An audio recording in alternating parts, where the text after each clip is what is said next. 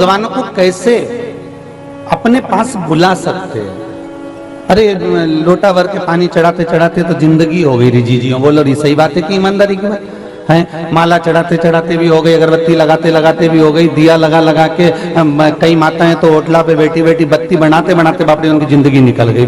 कथा में भी बैठे तो बत्ती बनाती रहे, जिंदगी उसकी इसी में निकल गई। बत्ती बनाए भगवान को दिया लगाए, बत्ती बनाए भगवान को दिया लगाए, ये सारी जिंदगी तो निकल गई। इसके बाद भी इनसे पूछो तो शरीर एक बार भगवान मिला क्यों नहीं तुमको रवि तक। और मीराबाई तो कभी मुक्ति के पीछे भागी ही नहीं, उसने तो 2 अगरबत्ती नहीं लगाई, उसने दिया तक नहीं लगाया मीराबाई ने। बस भगवान के चरणारविंद में एक बार दूधा जी बीमार पड़ गए और दादाजी बीमार पड़े दूधा जी, तो मीराबाई को बुला कर कहा 4 साल की थी, ए बेटा इधर आ, जा वो दूध का पात्र ले जा और भगवान को दूध पिला कर जा, मंदिर में जा। तो मीराबाई ने पूछा भगवान कहाँ है, तो क्या वो मंदिर के अंदर बैठा है। तो मीराबाई ने कहा भगवान ऊपर से नीचे आ गया जो मंदिर के अंदर बैठा। हाँ जा, सामने मूर्ति है ना भगवान की द्वारकाधीश की, उसको दूध पिला कर आ जा। और मीराबाई चांदी का कटोरा लेकर गई और चांदी का कटोरा लेकर मीराबाई सीधे पहुंच गई द्वारकाधीश के सामने और दूध का कटोरा तो मीराबाई ने रख दिया सामने और मीराबाई चोटी करने में लग गई। और मीराबाई चोटी करने के बाद हाथ को खासा कर कर धोकर फिर बोली जल्दी से पी लो, दादाजी बीमार पड़े, मेरे को बहुत सारा काम पड़ा हुआ है, झाड़ू लगाना है, बर्तन मांजना है। माँ तुरंत आवाज लगा देगी, फिर दूध पिलाने वाला कोई नहीं देगा, जल्दी पी लो।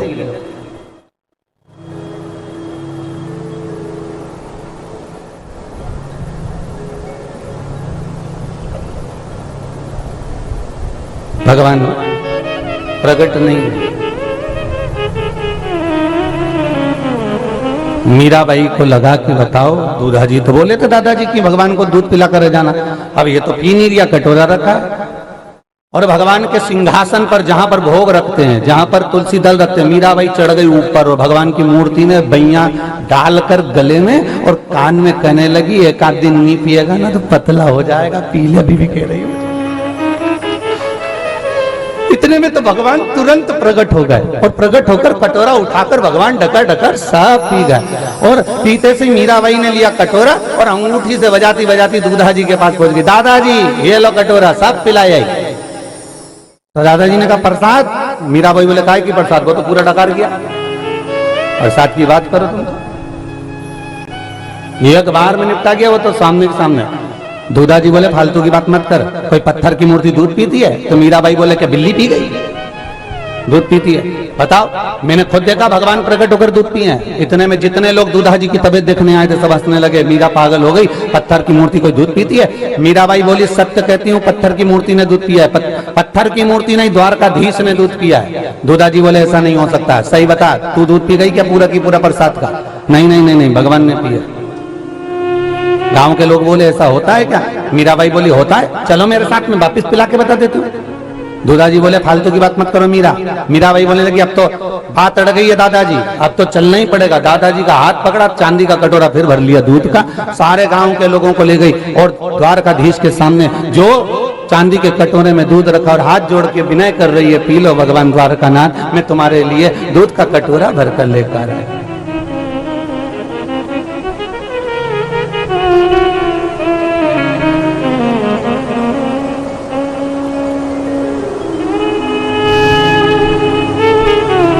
सामने दूध का कटोरा, सब देख रहे हैं, भगवान नहीं आया।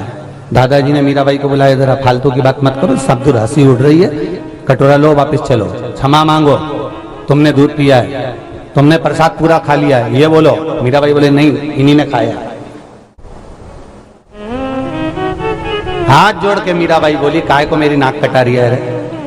हे द्वारकानाथ, सही में आकर बोल देना कि तूने पिया, झूठ बोलने में क्या जाता है तेरा, चल आ जा जल्दी से बोल दे। द्वारकाधीश आए ना, पत्थर की मूर्ति अब सबके सामने प्रकट हुई है भगवान, परंतु मीराबाई को लगा कि जरूर कोई बात है, ये प्रकट नहीं हो रहा। मीराबाई फिर चढ़ गई सिंहासन पर और सिंहासन पर चढ़कर बैया डाली गले में और गले में बैया डालकर कान में कहा अगर दूध नहीं पिया तो तेरे बाप की सौगंध है। वो मीराबाई के सामने द्वारकाधीश पर प्रकट हो गए। वो प्रकट होकर कटोरा उठाया, ढकर ढकर पी गए। दूधा जी तो देखते रह गए। बस अगरबत्ती लगाने से, धूप बत्ती लगाने से, दिया लगाने से, पूजन पाठ से पहले सबसे मूल है तुम्हारी भक्ति। और जिस दिन तुम्हारे हृदय में भक्ति का संचार हो जाएगा, अगरबत्ती और धूप बत्ती की तो जरूरत ही नहीं पड़ेगी। मेरा भोलानाथ स्वतः प्रकट हो जाएगा, स्वयं सामने आ जाएगा। आप भाव से उसको रिझाओ तो सही। तुम भाव से नहीं रिझाते। हम बेटे हैं, भगवान को रिझाने का प्रयास कर रहे हैं, एक लोटा पानी भी भर के ले गए। अब पानी भर के ले गए तो मन में इतना अहंकार लेकर जा रहे हैं कि मैं ही मंदिर में रोज जाती हूँ, मैं ही पानी चढ़ाती हूँ, मैं ही दिया लगाती हूँ, मैं ही बेलपत्री चढ़ाती हूँ। अगर मैं मंदिर नहीं आऊं तो काम ही नहीं चले, मैं झाड़ू नहीं लगाऊं तो मंदिर ही साफ नहीं हो, मैं ये नहीं करूं तो ऐसा हो ही नहीं। कई कई माताएं तो घर में कह देती है, वो तो मैं जिंदा हूं इसलिए घर चल रहा है। और तुम में भी बैठी होगी दो चार तो ऐसी बोलने वाली, वो तो मैं जिंदा हूं इसलिए घर चल रहा है। जिस दिन मैं मर गई आटे दाल का भाव मालूम पड़ जाएगा। तो जो ऐसा बोलेंगी तो उससे कह दीजिए आधा घंटा मरीज जा, जब मर तो आधा घंटा देखे चले कि नहीं चले। अरे किस बात का भूला फिरो रे। मीराबाई के मन में अभिमान नहीं था, मीराबाई के मन में कोई बस भाव था, निर्मल मन सो मोही पावा, और मोही छल छिद्र कपट ना भावा। अरे कितने कितने साधु सन्यासी तपस्वी साधक उपासक तप कर करके मर गए साहब। देखो तो सही, सतयुग से उठाओ द्वापर तक में कितने संत, कितने साधु, कितने सन्यासी, कितने साधक साधना कर करके आसपास में अग्नि जलाकर तप कर करके मर गए, भगवान नहीं मिला उनको। मिला क्या?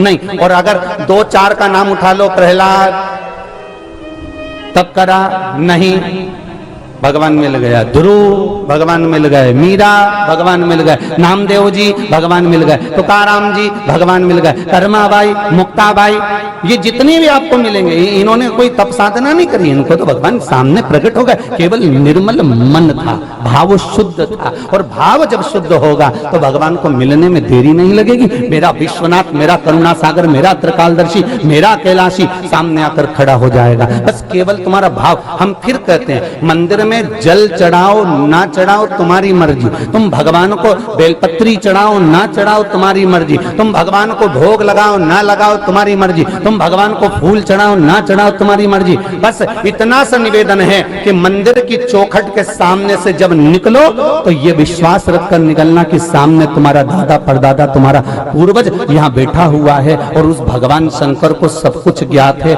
तुम्हारा सुख तुम्हारा दुख सब जानता है।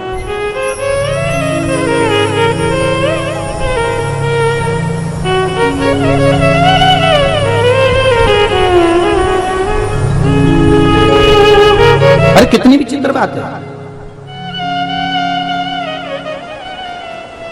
एक भंगिया पीने वाला भंग के नशे में धुत था।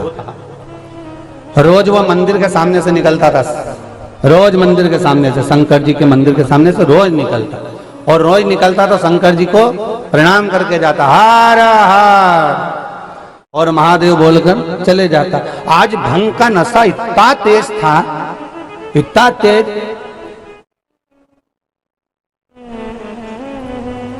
अब इसको ध्यान में नहीं था कि वो जहां शंकर जी का मंदिर है, मंदिर के दरवाजे पर उस समय पर गणेश चतुर्थी का समय था तो किसी ने अच्छा पंडाल मंडाल लगा के गणेश जी बिठा दिया था। कौन बैठे थे? जम के बोलो, गणेश जी। अब ये भंग के नशे में आ गया और एकदम नशे में चूर होकर सामने आकर जो खड़ा हुआ, खड़े होते से इसको ध्यान में आया यहाँ तो शंकर जी का मंदिर था, गणेश जी कहां से आ गया। अब इसको संकट में पड़ा। थोड़ी देर तक तो ऐसा खड़ा रहा। अच्छा, जो ये नशेले होते हैं ना, इनको देखना तुम, कभी नई नई डिजाइन में खड़े होते हैं, कभी यूं खड़ा हो गया, कभी यूं ताकता रिया, कभी यूं ताकता रिया। बहुत देर तक उसने विचार करा कि आखिर शंकर जी का मंदिर था, यहाँ गणेश जी का मंदिर कैसे आ गया। चिंता में पड़ गया। फिर मन में आया इसके कि भगवान शंकर से तो मिलन ही नहीं हुआ, शंकर जी को कितना बुरा लग जाएगा। अच्छा, इनको बुरा भला का बड़ा ध्यान रहता नशेलों को, कितना बुरा लग जाएगा। तो ये इसने सोचा अब चलें अपन, शंकर जी तो दर्शन ही नहीं हो रहा है। तो गणेश जी को देखकर कह दिया, बोल देना तुम्हारे पापा से आया था, कह दे।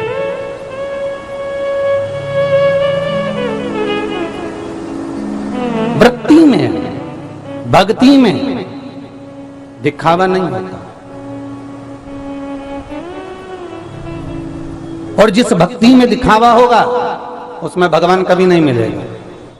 पोथी पढ़ पढ़ जग मुहा और पंडित भयो न कोई, ढाई आखर प्रेम को पढ़े सो पंडित होय। मीराबाई गई एक बार वृंदावन घूमने के लिए, तो वृंदावन में मीराबाई जब घूमने के लिए गई तो वृंदावन में एक संत के दरवाजे पर लिखा हुआ था, अंदर स्त्री का प्रवेश वर्जित है। हमारे गुरुजी ने जन्म से लेकर आज तक किसी नारी का मुख नहीं देखा, जन्म से लेकर आज तक हमारे गुरुजी ने किसी स्त्री का मुख नहीं देखा, अंदर कोई नारी प्रवेश ना करे। मीराबाई ने जैसे ही पढ़ा तो मीरा थी, वो तो आनंद था उसको तो, और नाचती नाचती करताल लेके अंदर प्रवेश कर गई। जैसे ही प्रवेश करी तो द्वारपालों ने कहा अंदर कहां जा रही है? पढ़ा नहीं तुमने दरवाजे पर कि संत का दरवाजे पर अंदर प्रवेश नहीं है, क्योंकि हमारे गुरु ने आज तक किसी नारी का मुख नहीं देखा, हमारे गुरु ने आज तक किसी स्त्री का मुख नहीं देखा, तू अंदर क्यों जा रही है? मीराबाई ने हाथ छोड़ाया, अंदर चली गई संत के दरवाजे पर, गिरधर गोपाला कहकर नाचने लगी। संत के नेत्र खुल गए।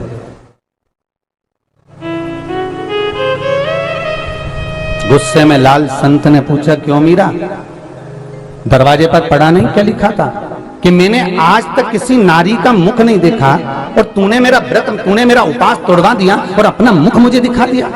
मीराबाई बोलने लगी, महाराज मेरे मन को रहा नहीं गया, एक प्रश्न तुम्हारे दरवाजे पर आते से प्रकट हो गया। क्या प्रश्न है तेरा? मीराबाई कहने लगी, आपसे पूछना था आप क्या पुरुष हो कि स्त्री हो? आप पुरुष हो कि स्त्री? संत ने कहा, मीरा ये बावरे जैसा प्रश्न कर रही है, क्या पागल हो गई है तू?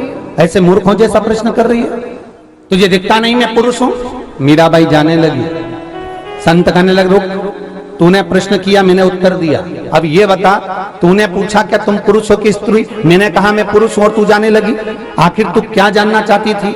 मीराबाई ने कहा, बाबा मैंने मेरे गुरु रविदास जी के मुख से सुना था कि ब्रज 84 कोस में, ब्रज मंडल में केवल एक पुरुष है और उसका नाम कृष्ण है, बाकी की सब गोपियां, सारी गोपियां हैं। मेरे गुरु ने कहा था अगर ब्रज मंडल में जाना तो इस हृदय को, इस चित्त को, इस वृत्ति को, इस दिल को गोपी का बना कर जाना, शरीर गोपी का मत बनाना, इस हृदय को गोपी का बनाना। और जब चित्त वृत्ति मन तुम्हारी गोपी का बन जाएगा, जब प्रवेश करोगे ब्रजमंडल में तो वो सांवरिया सेठ मिल जाएगा। पर आज मालूम पड़ा कि आप तप पुरुष बनकर कर रहे हो, इसीलिए तो मेरा गिरधर गोपाला नहीं मिला। अगर भगवान को पाना है तो इस हृदय को गोपी का बनाना पड़ेगा, तो भगवान तुम्हारे गले आकर लग जाएगा। तुम पुरुष बनकर रिझा रहे हो इसलिए नहीं मिल पा रहा। उस संत ने मीरा के चरण पकड़ लिए कि आज असली गुरु तो अब मिला, असली गुरु तो अब प्राप्त हुआ। मैंने तो पूरी जिंदगी गंवा दी यही सोच कर, यही विचार कर, यही साधना कर कर।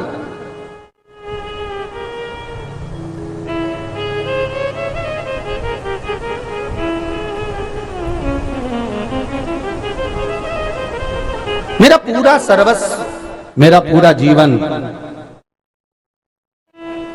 तुम्हारे घर में ताला लगाते हो आप लोग?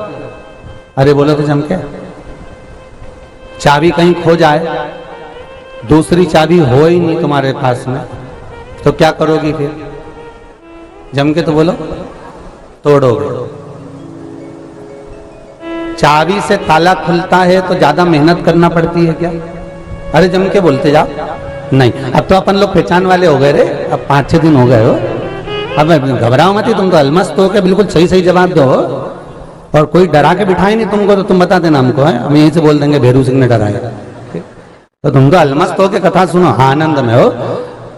तो चाबी से अगर ताला खोलती हो तो मेहनत करना पड़ती है क्या? नहीं, छोटा सा भी ताला है उसको अगर चाबी नहीं है तोड़ना पड़ेगा, तो हथौड़े से मेहनत करना पड़ेगी कि नहीं करना पड़ेगी? अच्छी दमदारी से मारना पड़ेगा, खूब तेज तेज मारना पड़ेगा, तब जाकर वो ताला टूटेगा।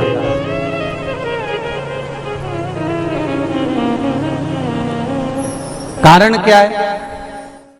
ताले को ऊपर से मारा जा रहा है, इसलिए मेहनत करना पड़ रही है।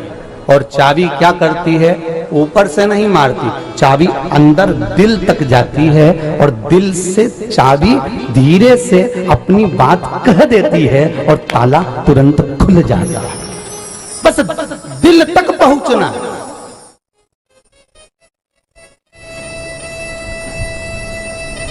और नहीं तो कई जिंदगी निकल गई लोगों की वो दिल तक पहुंचने में। एक प्रश्न आया है किसी का, बहुत अच्छा प्रश्न है, अच्छा प्रश्न है।